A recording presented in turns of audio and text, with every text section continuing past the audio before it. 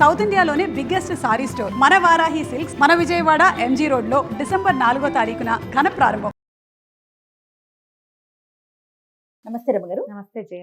రమగారు, మన వివాహ వ్యవస్థ చాలా గొప్పది, చాలా పటిష్టంగా ఉంటుంది. ఎన్ని మార్పులు వచ్చినా, ఎన్ని చేర్పులు వచ్చినా, కొత్త వింతలు వచ్చినా కూడా కొన్ని పద్ధతులను అయితే మనం వాటినే ఫాలో అవుతూ ఉంటాం. అలాగే కమ్యూనిటీ పరంగా హిందువులు ఒక రకంగా, క్రిస్టియన్స్ ఒక రకంగా, ముస్లిమ్స్ ఒక రకంగా, జైన్స్ ఒక రకంగా, అట్లా మనకి ప్రాంతాల వారీగా కమ్యూనిటీ పరంగా పద్ధతులు మారుతూ ఉంటాయి.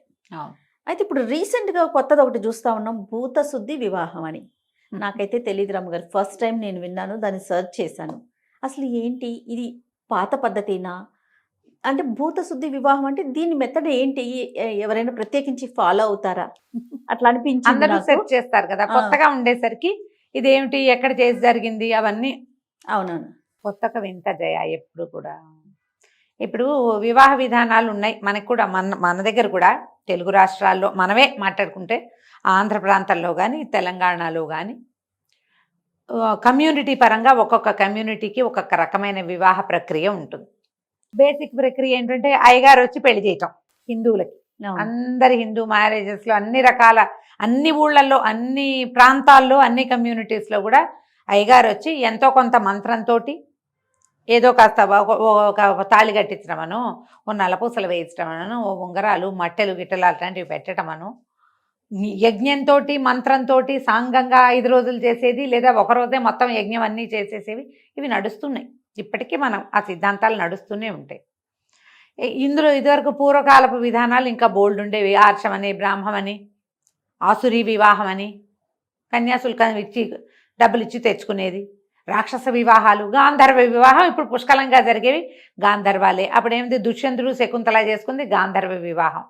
ఎవరు ఉండక్కర్లా, వాళ్ళిద్దరే మాట్లాడుకుని వారి ఇంకా వివాహము ప్రక్రియ ఏం లేదు, నేను నీకు నువ్వు నాకు అనుకుని వాళ్ళిద్దరూ కలిసిపోవటమే గాంధర్వ వివాహం. అవి కూడా జరిగేవి. అవి కూడా ఆ పాతకాలంలో ప్రామాణికమైన వివాహ పద్ధతే అది.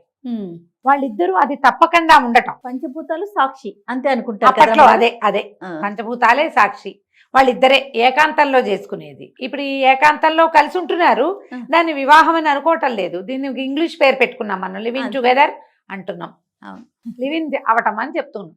కొంతమంది ఆ లివిన్ని గౌరవించి, పార్ట్నర్ని గౌరవించి లివిన్ తోటే కంటిన్యూ అయ్యి తర్వాత ఏదో మామూలు పెళ్లి చేసుకుని పిల్లల్ని కానీ ఉన్నవాళ్ళు కొంతమంది, కొంత పర్సంటేజ్ కనపడుతుంది. లివిన్ ఫ్రెండ్స్ విత్ బెనిఫిట్స్ అని కొంతకాలం మాత్రమే వాళ్ళ అవసరాలకు మాత్రం కలిసి ఉండి పెనుగులాడి, ఒకళ్ళు కావాలని రెండో వాళ్ళు వద్దని కొట్లాడుకుని వెళ్ళిపోతున్న గోలలు, అమ్మా నాన్నకి చెప్పకుండా చేయటాలు, ఇవన్నీ పాతకాలపు గాంధర్వ వివాహాలు అంత రహస్యంగా ఉండేవి కాదు. ఇప్పుడు రహస్యమైనవి వచ్చినాయి. సరే, వాటి గురించి అసలు డిస్కస్ చేయకూడదు. ఇప్పుడు నువ్వు చెప్పిన భూత శుద్ధి వివాహం. భూత శుద్ధి అంటే మామూలుగా భూతము అంటే ఏమిటి, అదేదో కాదు, పంచభూతాలు. ఆ పంచభూతాలని శుద్ధీకరించి ఈ అమ్మాయి ఈ అబ్బాయి వీళ్ళిద్దరిని కలిపి ఉంచటం అనేది ఒక ప్రక్రియగా జరిగి ఉండవచ్చు. అది ఈశా ఫౌండేషన్ లో చేసుకున్నారు వాళ్ళు పెళ్లి. అదే కదా ప్రఖ్యాతురాలు అమ్మాయి.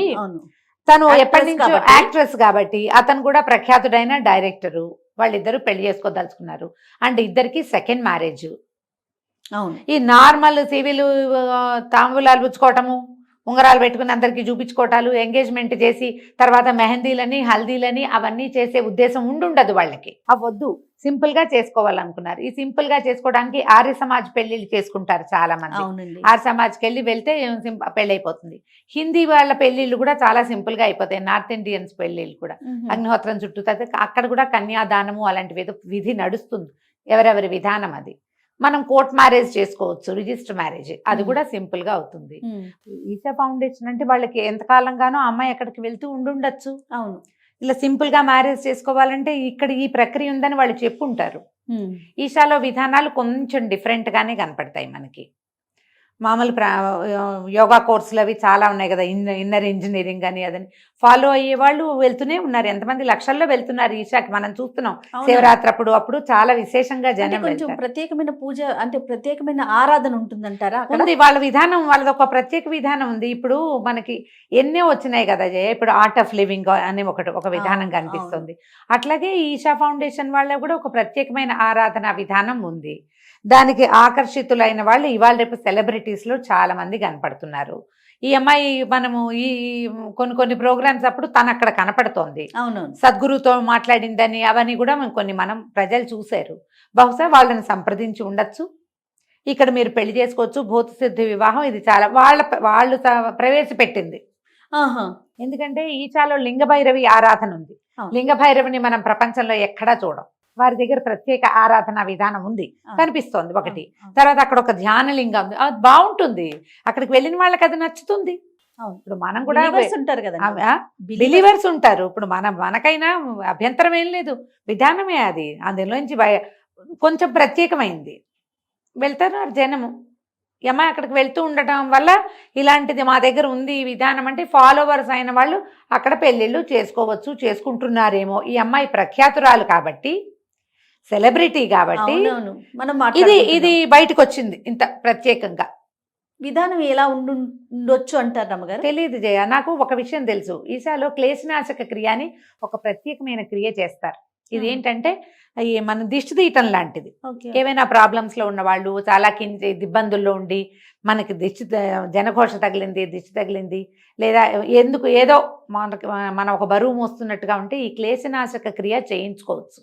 వారికి అడ్వర్టైజ్మెంట్ చేస్తున్నానని భావించకండమ్మా, ఇది అక్కడ జరిగే ఒక విధానము. నాకు కొంతమంది స్నేహితులు చెప్పారు, నాకు స్వయంగా ఆరా పుల్లింగ్ చేస్తారా? ఆరా పుల్లింగ్ లాంటిది. ఇప్పుడు మనం దిష్టి తీయంగానే ఆరా పుల్ మనకు తెలుసు. అక్కడ ఇంకా కొంచెం ప్రత్యేక విధానంతో చేస్తారు, అగ్నితోటి, తర్వాత వెలిగించి కాకడ అది కూడా దిగదెచ్చి చేయటం, అట్లాంటి విధానాలు అక్కడ ఉన్నాయి. మనము వారు ఇలాంటిది ఏదైనా ఒక పద్ధతి ప్రవేశపెట్టి ఉండుండొచ్చు. మరి ఏదైనా మంత్రంతో చేస్తారా, క్రియతో చేస్తారా అనేది భూతశుద్ధి వివాహం అని రాయబడింది. కానీ వీళ్ళ పెళ్లి విషయం బయటకు వచ్చినప్పుడు ఏం చేశారు అనేది తెలియలేదు. ఫొటోస్ లో మాత్రం బాగా కనపడింది ఏంటంటే చిల్లర కుప్పలు రాసులుగా పోసినైతే కుంకుమ, పసుపు అలాంటివన్నీ కనపడ్డాయి. మరి ఏమైనా సాంబ్రాణి అవి వెలిగించి ఏదైనా హారతులు ఇచ్చి అట్లా చేస్తారేమో. ప్రక్రియని దగ్గర నుంచి చూసిన వాళ్ళు ఎవరైనా ప్రపంచానికి ఇది భూతశుద్ధి వివాహం అని తెలియచేస్తే ప్రజలందరూ తెలుసుకుంటారు. మనకి పురాతన విధానాల్లో ఇలాంటి వివాహం లేదు. పైగా ఇంకొకటి, ఇప్పుడు మూఢం, ఇది 28వ తారీఖు నుంచి మనకి మూఢమి ప్రవేశించింది. ఫిబ్రవరి ఇంచుమించుగా 13వ తారీఖు దాకా అంతా మూఢమే ఉంది. ఇప్పుడు వివాహాది క్రతువులు జరగవు. దేనికి అవి ఎప్పుడు జరగవు? ముహూర్తం పెట్టాలంటే, ప్రత్యేకమైన ముహూర్తం కావాలంటే ముహూర్తాలు పెట్టుకోవడానికి వీల్లేదు. ఈ రోజుల్లో ముహూర్తాలు ఉండవు. ఇది ముహూర్తం చూసే చేసే వివాహం కాదనమాట. ఆర్య సమాజ వివాహం లాగానే వాళ్ళు కూడా ఏం లేదు, మనం ఏదైనా ఒక టైం ఫిక్స్ చేసుకుని వెళ్తే పెళ్లి చేసేస్తారు మనకి. వీళ్ళు కూడా అలాగే చేసి ఉండొచ్చు. వాళ్ళ విధానం ప్రకారం ఏదో గుడ్ డే, మంచి రోజో సమయమో చూసుకుని ఉండొచ్చు. అక్కడ పద్ధతి ఉంటుంది కాబట్టి. అవును, వాళ్ళ పద్ధతి వాళ్ళకేదో పద్ధతి ఉంది. ఆ పద్ధతి ప్రకారం వధువు వరుడు ఇద్దరు ఉండాలి. మరి వాళ్ళ పెద్దవాళ్ళు ఉండాలి, స్నేహితులు ఉండాలి, అలాంటిది ఏదో ఉంటుంటుంది. ఈ పసుపని కుంకుమని కనపడుతున్నాయి. తాళిబొట్టు కట్టినట్టు అలాంటివి మనకి కనిపించలా, దండలు వేసుకున్నట్టు మాత్రం కనిపిస్తున్నాయి. అందులో ఇంకా ఈ తాళి ఇది ఉండుండద్దు. అలాంటి నమ్మకాలు ఉండొచ్చు, ఉండకపోవచ్చు, ఏదైనా తెలీదు. ఇప్పుడు వీళ్ళిద్దరు పెద్దవాళ్ళు కదా, ఇందులో ఫ్యామిలీ ఇన్వాల్వ్మెంట్ ఉండే అవకాశం లేదు. పిల్లలు అనుకో, ఫస్ట్ మ్యారేజెస్, యంగ్స్టర్స్ అప్పుడే వివాహ జీవితంలోకి అడుగు పెడుతుంటే పేరెంట్స్ తాలూకు ప్రభావం ఉంటుంది కొంత. ఎక్కడైనా అది జరిగేదే కదా. ఇద్దరూ చాలా పెద్దవాళ్ళు, వయసున్న వాళ్ళు, జీవితాన్ని చూసున్న వాళ్ళు. వీళ్ళకి పెద్దల ఒప్పుదల, పాతకాలపు విధానాల మీద నమ్మకము ఉండుండకపోవచ్చు. పైగా ఈశా మీద నమ్మకం ఉండొచ్చు. ప్రధానంగా ఇది రమ్మగారు వారికి ఇది నమ్మకం పాయింట్, అందుకని వెళ్ళుంటారు. మంచిదేనమ్మా. ఇప్పుడు ఎవరికైనా జీవితం రాటన్ అయిపోకూడదు. ప్రతి వాళ్ళు తమ జీవితంలో ముందుకెళ్ళాలి. జీవించి ఉన్నంత కాలం ముందుకు వెళ్తూనే ఉండాలి. వాళ్ళు ఏ విధానాన్ని సెలెక్ట్ చేసుకుంటారనేది పూర్తిగా వారి వ్యక్తిగతం, అంతే కదా. ఇప్పుడు ఇది పబ్లిక్లోకి వచ్చింది కాబట్టి అందరూ మాట్లాడుతున్నారు. ఎవరైనా అసలు ఎందుకు మాట్లాడాలి ఒకళ్ళ గురించి? మనకు అవసరమా? ఇందులో ఒక ప్రత్యేకమైన విధానం కనపడుతోంది కాబట్టి మనం మాట్లాడుకుంటున్నాం. కానీ నేను సమంతని చాలా సంతోషంగానే తలుచుకున్నా. పోనీ ఈ అమ్మాయి ఇక్కడ ఆగిపోకుండా, ఏదో ఒంటరితనంతో బాధపడకుండా చక్కగా జీవితంలో ముందుకెళ్తుంది. ఇంతకు ముందు కూడా ఇలాంటివి జరిగినాయి. మనం అప్పుడు కూడా నేను ఎప్పుడూ అప్రిషియేట్ చేస్తాను. కుదిరిందా ఉన్నదాన్ని కాపాడుకోవడానికి ట్రై చేయండి, మ్యాక్సిమం పుల్ చేయండి, అక్కడ సరి చేసుకోవడానికి. అవలేదు, అక్కడుండి కుంగి కునారిల్లిపోయి భూస్థాపితం అయిపోవద్దు. ప్రారంభించండి. ఎవరైనా ముందుకెళ్ళవలసిందే కదా. పెనుగులాట ఎందుకు? ఎక్కడో చోటకి వెళ్ళండి. వాళ్ళకి నమ్మకం ఉన్నది చేసుకున్నారు. వాళ్ళిద్దరూ కలిసి ఉండటానికి ఏదో ఒక ప్రక్రియ దీన్ని తీసుకున్నారు. వాళ్ళు కలిసే ఉంటే మీరు నేను మాట్లాడేది అడిగేది ఏమీ లేదు, వాళ్ళ ఇష్టం అది.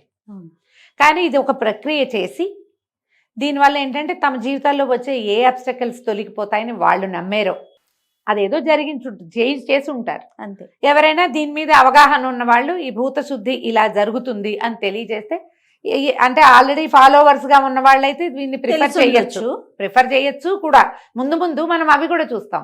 ఇప్పుడు మన దగ్గర నుంచి కూడా ఆర్య సమాజ వివాహాలు చేసుకుని వాళ్ళు కోర్టు మ్యారేజ్ చేసుకుని అంటే ఏదేమా రిజిస్టర్ మ్యారేజ్ చేసుకుని రిసెప్షన్స్ ఇచ్చే వాళ్ళు ఉన్నారు కదా, జరుగుతాయి అట్లా. ఇప్పుడు మన ట్రెడిషన్ ప్రకారము అగ్నిహోత్రం ఉండాలి, తాళిబొట్టు కట్టాలి, పసుపు బొట్టు అన్నీ ఉండాలి, ఇవి ఉంటేనే పెళ్ళి అన్న నమ్మకం నరనరాల్లో జీర్ణించుకుపోయి వాళ్ళ పేరెంట్స్కున్న నడుస్తుంది. అన్ని విధానాలతో పాటు కొత్తవి చాలా వస్తున్నాయి, అందులో ఇదొకటి. ఏదైనా వీళ్ళు ఏంటంటే ప్రపంచానికి తెలిసి ఒకటవటమే ఒక మంచి సైన్గా నేనైతే భావిస్తున్నాను. ఏదో కలిసి ఉండి ఏమి ఇస్తారు సమాజానికి చెప్పు, ఇప్పుడు ఇది మంచిదే కదా అది. కాబట్టి ఇలాంటి దాన్ని కూడా అభినందనీయమే. ఇది కూడా అంతే, కలిసి ఉండేందుకు ఒక ప్రక్రియని వాళ్ళు తీసుకున్నారు. అంతవరకు సంతోషించాల్సిన విషయం. అది మంచి మాటేనమ్మా. అవును రమ్మ గారు, మంచిదే కదా. సో హ్యాపీగా ఉండాలని మనం కూడా విష్ చేద్దాం రమ్మ గారు. ప్రపంచం అంతా వాళ్ళని విష్ చేయవలసిందేమా. వారు ఎన్నుకున్న ఈ కొత్త ప్రక్రియకి శ్రీకారం చుట్టారు. ఏదో ఆల్రెడీ కొన్ని అయి ఉంటాయి అక్కడితే, మనకు తెలియదు. అవునవును రమ్మ గారు, సెలబ్రిటీస్ కాబట్టి ఈ విషయం బయటకు వచ్చింది, వెలుగులోకి వచ్చింది. కానీ ఆ ఫాలోవర్స్ కి తెలిసే ఉంటుంది. వాళ్ళలో ఎవరైనా అక్కడ పెళ్ళిళ్ళు చేసుకోవటం అలా జరుగుతూ కూడా ఉందేమో, మరి మనకు తెలియదు. ఖర్చు తక్కువ అవుతుందా, సమయం తక్కువ పడుతుందా, ఆ విధానం ఏదైనా ఆసక్తికరంగా ఉంటుందా, అది మెల్లిగా మనకు తెలుస్తుంది, ప్రపంచానికి తెలుస్తుంది, అందరికీ తెలుస్తుంది. అంటే సమంత ఇలాంటి సెలబ్రిటీస్ కి ఖర్చుతో పనేముంది, పని లేదు. మీరు అన్నట్లుగా అదేదో ఆసక్తికరం అయి ఉండొచ్చు రమ్మ గారు. అదే రైట్ రమ్మ గారు, నమస్తే. నమస్తే.